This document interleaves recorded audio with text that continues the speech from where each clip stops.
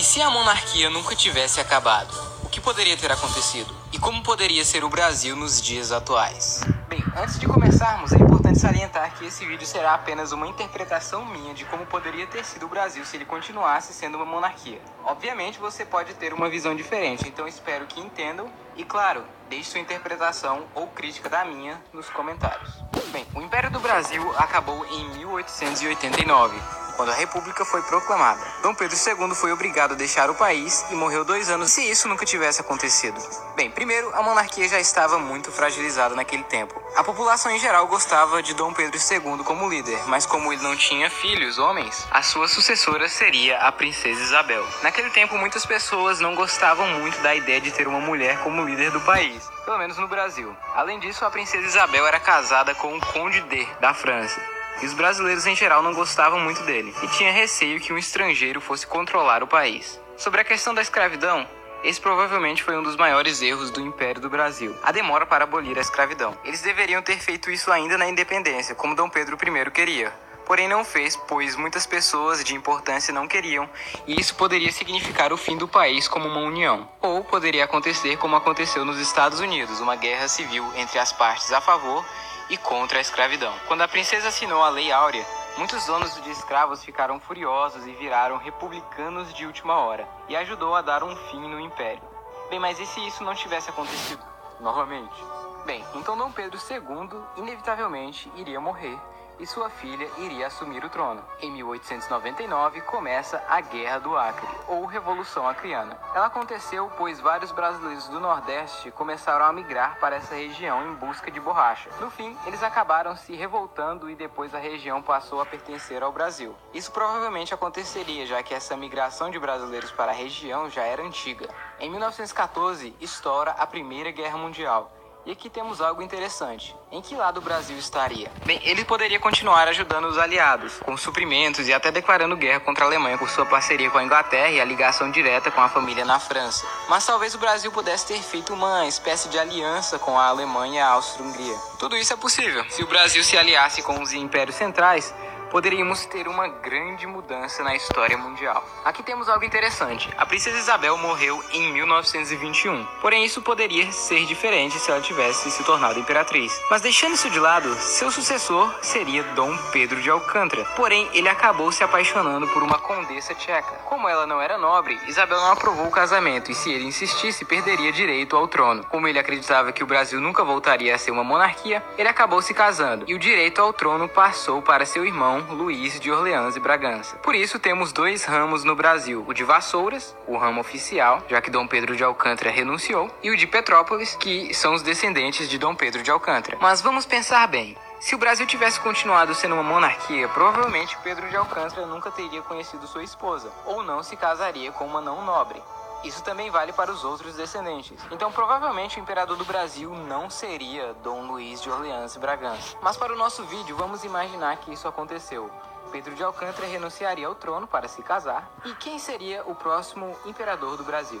Bem, ele seria Dom Pedro Henrique, neto da Isabel, já que seu pai havia morrido 1 ano antes. Em 1929, acontece a Grande Depressão, que afetou a maioria dos países do mundo, inclusive o Brasil. O Brasil provavelmente ainda seria agrário e assim, como na República, daria os primeiros passos para a industrialização, já que o mercado do café, que era a grande força do Brasil, tinha sido muito afetado com a Grande Depressão de 29. Em 39, estoura a Segunda Guerra Mundial. Em nossa linha do tempo, o presidente Getúlio Vargas tinha certa admiração pelo modelo nazista.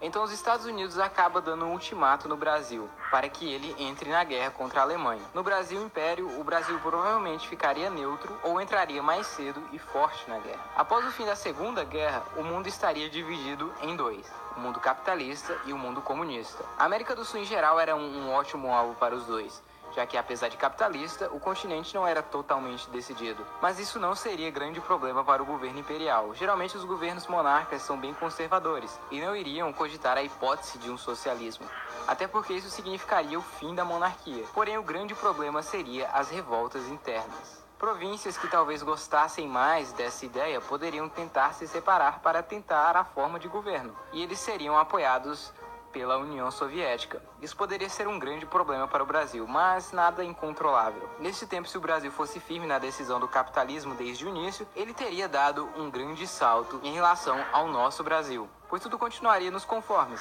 Episódios como a Era Vargas e o regime militar não teriam acontecido. No caso, também não teríamos as estatais, como Petrobras, Vale, entre outras. Além de várias regulamentações que aconteceram na Era Vargas.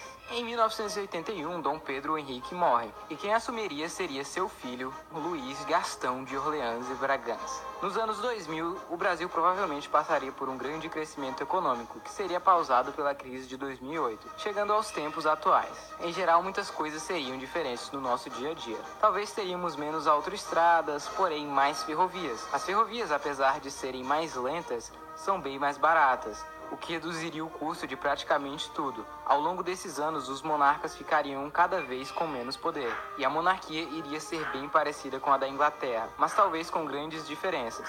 O imperador talvez tivesse alguns poderes, como o quarto poder de decisão, porém sendo equivalente aos outros. Haveria o parlamento e provavelmente teríamos menos parlamentares do que hoje em dia. E a corrupção? Bem, como todo governo, a monarquia é corruptível, mas, em geral, é bem menos provável do que o nosso sistema atual. Em situações como a nossa, onde quase todos os políticos e até mesmo o presidente estão envolvidos em escândalos de corrupção, o rei poderia facilmente dissolver o parlamento e convocar novas eleições rapidamente. Se não fizesse nada, a população ficaria furiosa e poderia ficar contra ele também. E o império sem o apoio da população não dura muito. Mas em geral, esquemas tão elaborados como os que vemos hoje em dia seriam bem difíceis de acontecer. Mas eu não duvido dos políticos brasileiros, não. A educação talvez fosse o ponto forte do Brasil.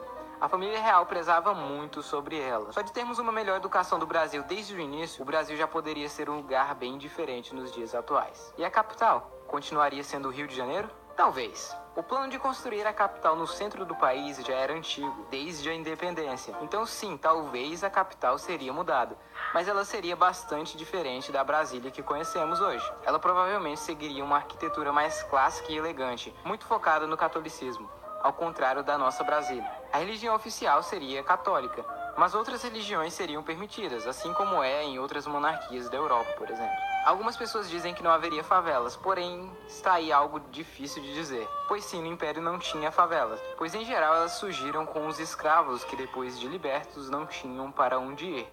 Isso iria acontecer na monarquia cedo ou tarde. Mas a questão é, ainda existiria favelas nos dias atuais? Bem, eu realmente não sei dizer. A nossa cultura também seria levemente mudada. Os membros da família real iriam visitar as províncias periodicamente e isso seria uma grande atração. Ver os membros da família real, desfiles e essas coisas. Feriados como o da independência seriam ainda bem mais importantes. E claro, não existiria o feriado de 15 de novembro. E o futebol? Bem, quando os primeiros times começaram a surgir, o Brasil já era uma república. Mas isso não significa que o Brasil não seria o grande campeão e que o futebol não seria amado. Só não saberíamos ao certo quantos títulos o Brasil teria atualmente.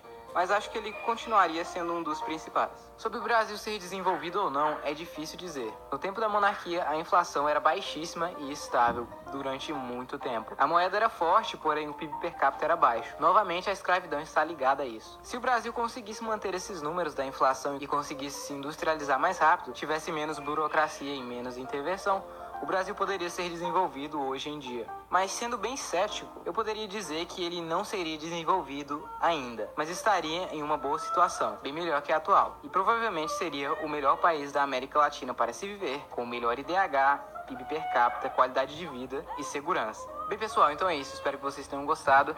Essa foi a minha interpretação. Se você não concorda, você tem todo o direito de escrever a sua nos comentários.